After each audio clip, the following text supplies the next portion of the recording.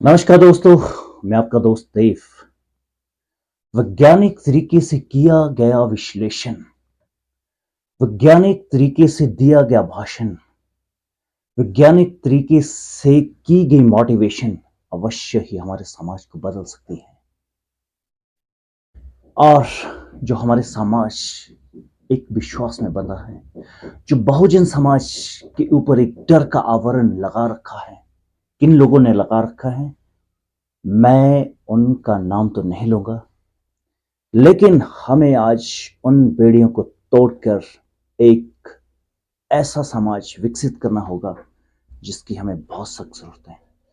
बहुजन TV की team ने आपके लिए बहुत रिसर्च और एक बहुत बड़े मंथन करके एक वीडियो लाया है, एक परफेक्ट मोटिवेशनल वीडियो।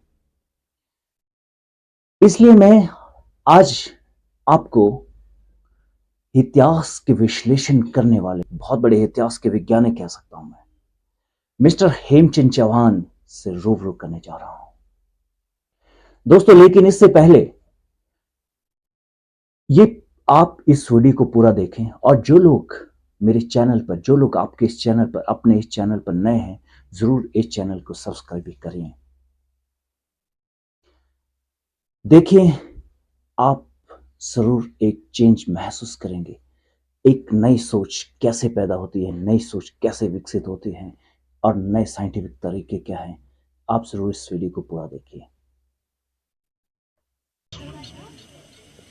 और एक ये भी प्रश्न है कि हमारे पास जो महापुरुषों की एक बहुत बड़ी श्रृंखला है हम लोगों के पास। बाबा साहब के साथ साथ ज्योतिराव फुले है, तथागत बुद्ध है, कबीर साहब हैं, रविदास जी हैं, और जिनके पास है नहीं उन्होंने काल्पनिक महापुरुष पैदा कर लिए, और उन काल्पनिक महापुरुषों के माध्यम से आपके ऊपर राज कर रहे हैं। अब मेरा इशारा ना समझते हो तो थोड़ा और एक्सप्लेन कर दूं कि खीर खा के बच्चे नहीं पैदा हो सकते, मिट्टी से बच्चे नहीं पैदा हो सकते, घास से बच्चे नहीं पैदा हो सकते, कान से बच्चे नहीं पैदा हो सकते, मछली के पेड़ से बच्चे नहीं पैदा हो सकते, लेकिन पैदा कर लिए गए और उनके विचारों के माध्यम से आपके ऊपर राज किया जा रहा है। तो हमारे जो जीते जाते जो शख्स हैं, महापुरुष हैं, वो जयंती नहीं है, हमारी आजादी का जयंती है। वो खाली जयंती नहीं है, वो हमारी आजादी की जयंती है, आजादी का पर्व है, आजादी का दिन है, आजादी का त्योहार है। इन कार्यक्रमों में हम इतने लोग जुट जाएं और ये विचार मंथन करें तो हमारी जो मानसिक गुलामी है, सामाजिक गुलामी है, वो खत्म हो सकती है। खेत मान लो आपने बीजे ना होंगे तो क्या उसमें कुछ ना कुछ पैदा नहीं होता होगा? जरूर कुछ पैदा होता होगा, लेकिन वो हमारे काम का नहीं होता। इसीलिए क्या करते हैं, उसकी हम खुदाई करते हैं उसकी, और उसमें जो है, जो अपने मन चाहा चीज हम लगाएंगे, कोई भी फसल लगाएंगे, कोई भी पौधा हम लगाएंगे उसमें। इसलिए अगर ये विचार मंथन हम ना करें तो इसका मतलब और तरह का विचार पैदा हो सकता है। पता नहीं आपने कभी सोचा नहीं होगा, जो मेरी उम्र के लोग होंगे, मेरे से बड़े लोग होंगे, जब आप एक गांव से दूसरे गांव को रात को जब सफर करते होंगे तो कोई नाला जब आता होगा, कोई डंखार आता होगा, तो वहां राक्षस होते थे कि नहीं होते थे? कहानियां सुनी है ना आपने भी, राक्षस होता है यहाँ इस जगह पे नाले के पास, या ये वहां पे चुड़ैल होती है। मैं सही कह रहा हूं? अगर हाथ किसी ने सुनी बातें हाथ खड़ा करो। सुनिए ना आपने बातें बचपन में। अब आप उन रास्तों से आप रात को भी जा सकते हैं, दिन को कोई और राक्षस तो नहीं मिला, कोई चुड़ैल तो नहीं, वो कहां चले गई हो? जब हम बचपन में तो थी और आज आपके सामने खत्म हो गई हो। कैसे खत्म हो गए? वो राक्षस कहां चले गए? वो जोगड़ियां कहां चलेगी? वो राक्षसनियां, वो जो चुड़ैलें कहां चलेगी? किसी ने नहीं मंगाई, क्योंकि वो आपके मन में पैदा की गई थी, वो थी नहीं असल में। वो थी नहीं, वो आपके मन में बीजी गई थी, बिजाई हुई थी उसकी दिमाग में, वो थी नहीं मौके पे। वो जब ज्ञान हमको हुआ, जब हम शिक्षित हो गए, तो उसका सर्वनाश हो। तो सवाल है कि दुश्मन ने जब देखा कि अब ये जो राक्षस का डर था, चुड़ैल का जो डर था या भूत प्रेत का जो डर था वो कम हो गया, तो इसका मतलब उन्होंने मैदान तो नहीं छोड़ा होगा, कुछ और बिजाई कर ली होगी, की होगी कि नहीं की होगी। वो आज पे 15% राज कर रहा ना आपके ऊपर, क्यों, कैसे कर रहा हो, इसका मतलब वो खेती अभी भी कर रहा हो। तो क्या खेती की होगी ये जानना जरूरी है, किस चीज की खेती कर ली। तो साथियों, मैं ज्यादा समय नहीं लूंगा क्योंकि नाच गाना मुझे भी आनंद आ रहा था, लेकिन मैं, आप ध्यान से सुनेंगे, मैं कम शब्दों में बोल दूंगा तो आपका भी समय बढ़ जाएगा, नहीं तो फिर मैं एज ए प्रवक्ता आया हूं और मुझे पूरी अथॉरिटी की मैं बकता ही रहूंगा। बकता का मतलब बकता ही रहने वाला, पता नहीं मैं कितना बकता हूँ, ये भी क्या पता कि 10 घंटे बकता रहूं, तो मैं कम बकूंगा, इसलिए ध्यान से सुन लें इस बात को आप। अब वो मसला क्या है कि क्या बिजाई आपके ऊपर हुई है। मैं भी औरतों के ऊपर, बहनों के ऊपर क्यों फोकस कर रहा हूं। जितने भी जो देवता भगवान है वो आपके माध्यम से आए होंगे घर में, बाकी मर्द तो कम ही आते हैं ना चक्कर में, मर्द तो नहीं लाते भगवान या फलाना कैसे कैसे जो हवन पूजा पाठ कैसे करते हैं, कैसे थाली घुमाते हैं, औरतें ही करती होंगी ना। तो मसला क्या हुआ कि ये जो सारा जो सिस्टम है हमारे पास कैसे आता है, ये सारी की सारी चीज। थोड़ा एक बात और ऐड करना चाहूंगा। सबसे जो मुख्य जो प्रश्न है हम लोगों का, खासकर मर्दों को, तो ये सबसे दिक्कत आती है कि छुआछूत का दंश हमको झेलना पड़ता है, उसमें झेलना पड़ता कि नहीं पड़ता। और मेरे हिसाब से छुआछूत की कोई समस्या नहीं है। आपने ताली बजाई, देखो दोबारा ताली बजाओ आप। ताली बजाने के लिए कितने हाथ लगे, 2 ना, तब बजी ताली आपकी।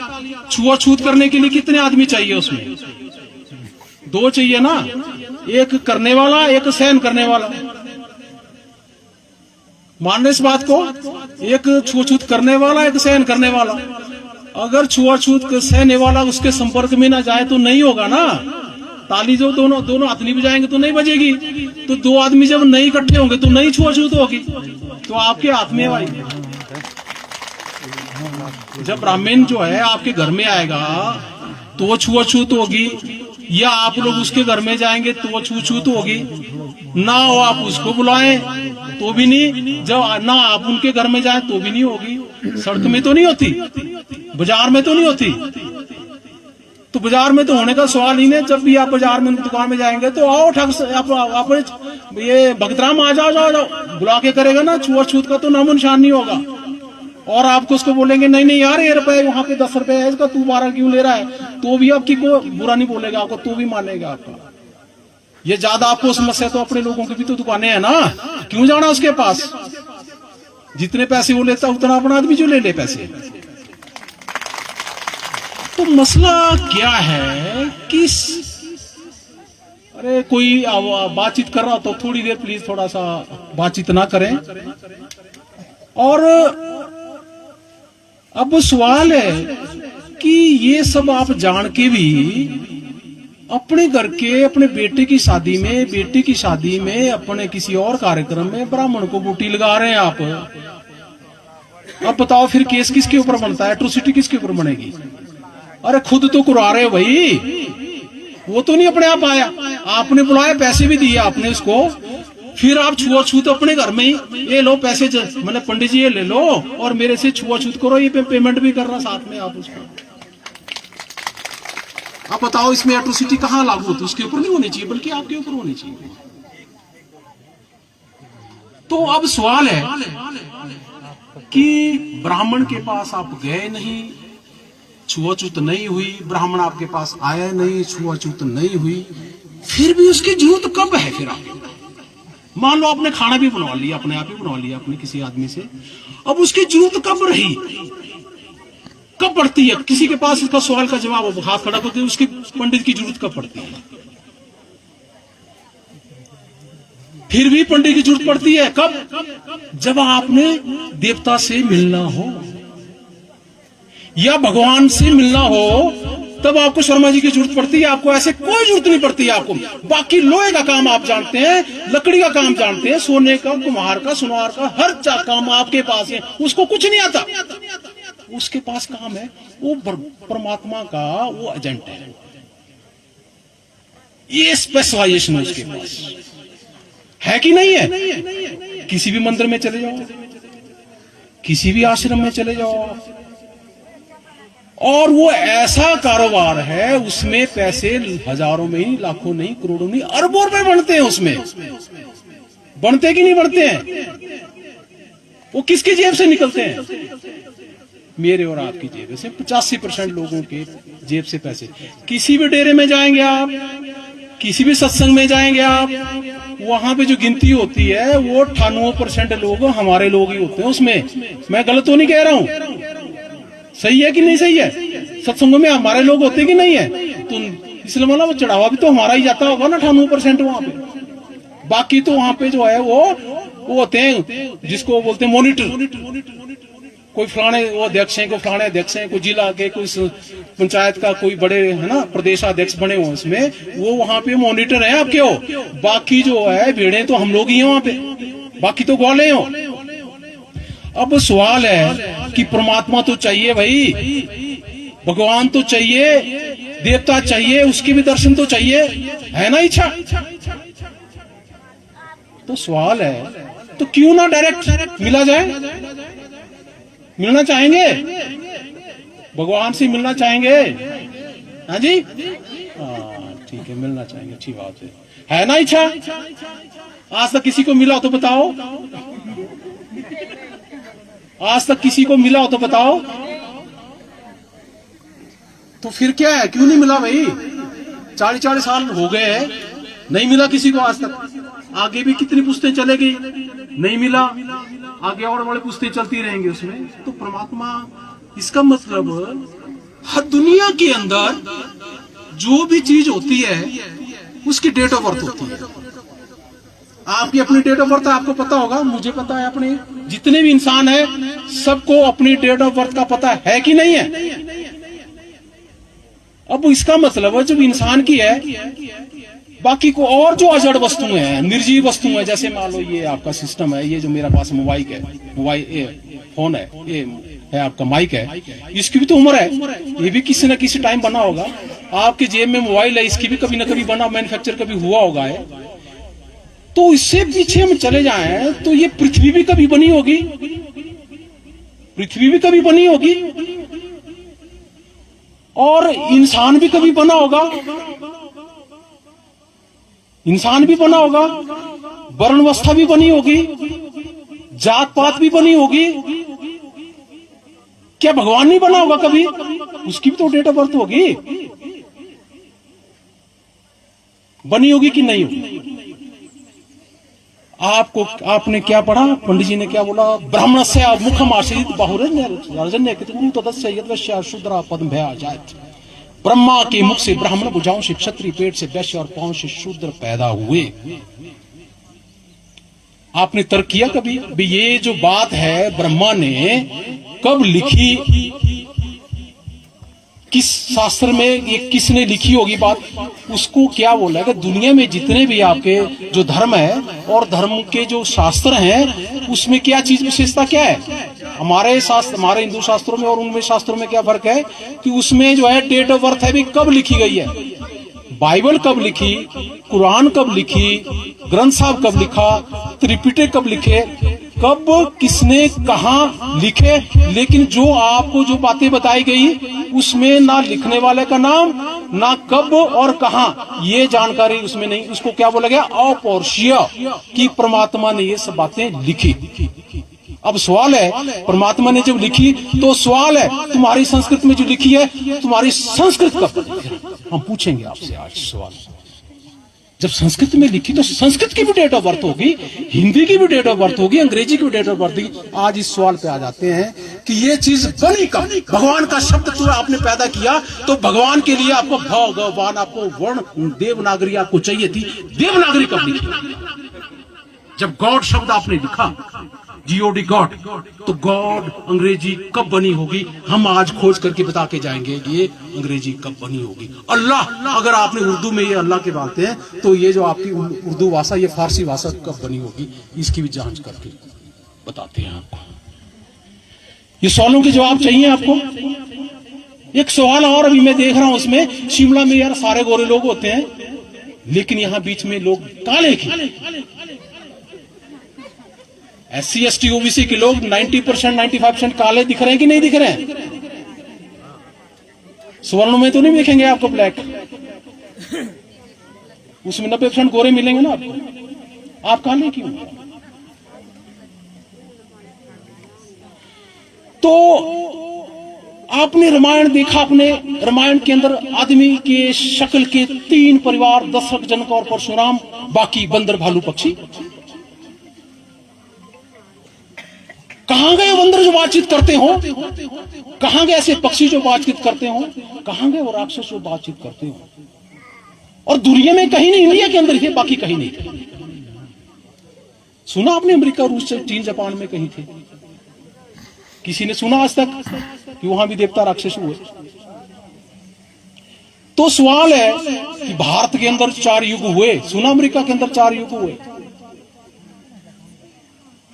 सुना रूस, चीन, जापान, थाईलैंड के अंदर कुछ जो है 4 युग हुए या 4 वर्ण हुए? परमात्मा ने 4 वर्ण बनाए। ब्राह्मण, ब्रह्मा के मुख से ब्राह्मण, भुजवंश, क्षत्रिय, पेट से वैश्य, पांव से शूद्र बने, तो वो इंडिया का भगवान हो गया। फिर वो बाकी तो हुआ ही नहीं है। सुना अमेरिका में ब्राह्मण होते हैं, वहां क्षत्रिय होते हैं, वैश्य होते हैं, शूद्र होते हैं। वहां के जूते आपको शिमला में जाना, माल रोड पे 40-40 हजार रुपए के जूते मिलेंगे। वहां के जो चमड़े का काम करने वाले लोग हैं, 40-40 हजार रुपए के जूते बिकते हैं, वो खरीद रहे हैं हम लोग। कभी सुना कि अमेरिका के अंदर चमारों के साथ कुछ छूत भेदभाव हुआ होगा? वो कौन है, किस नाम से? Richard leather. उसके नाम के साथ क्या होगा? लेदर होगा। हमारा जो लोहार होगा वो रिचर्ड ब्लैक स्मिथ होगा, जो हमारा दर्जी होगा वो रिचर्ड टेलर होगा। उसकी वहां पे इज्जत है कि समाज को ये जूता, ये चमड़ा, ये कपड़ा, ये हर चीज जो दे रहा है। तो ये जो सवाल है, जब तक इन चीजों का नहीं मिलेगा आपको, तो ये आपका जो है, ये जो खेती आपके ऊपर हुई है, वो जो डर है, जो स्वर्ग और नरक की जो तलाश में हम लोग रात दिन लगे हुए हैं, वो दौड़ आपकी खत्म नहीं होगी। अगर स्वर्ग नाम की चीज होती, क्या चाइना और अमेरिका ने वो जगह हमारे लिए छोड़नी थी? क्या चाइना और अमेरिका ने वो जगह, स्वर्ग नाम की चीज जगह हमारे लिए छोड़नी होती? जो आपको वाटर कैरियर की नौकरी नहीं देना चाहता, वो आपको स्वर्ग का जो टिकट दे रहा है।